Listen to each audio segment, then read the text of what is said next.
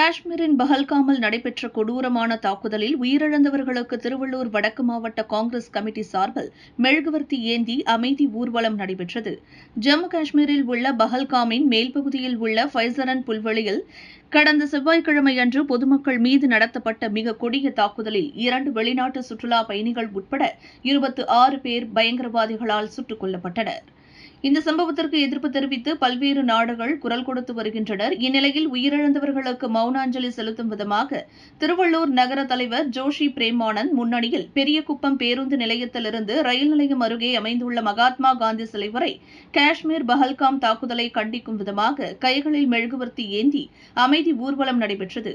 இந்த பேரணியில் மாநில பொதுச் செயலாளர் அஸ்வின்குமார், தளபதி மூர்த்தி, கடம்பத்தூர் மேற்கு வட்டார தலைவர் பேரம்பாக்கம் சதீஷ், திவாகர், மாவட்ட துணைத் தலைவர் சரஸ்வதி மற்றும் திருத்தணி நகர தலைவர் ராமகிருஷ்ணன், திருத்தணி தொகுதி பொறுப்பாளர் தியாகு உட்பட பலர் கலந்து கொண்டனர்.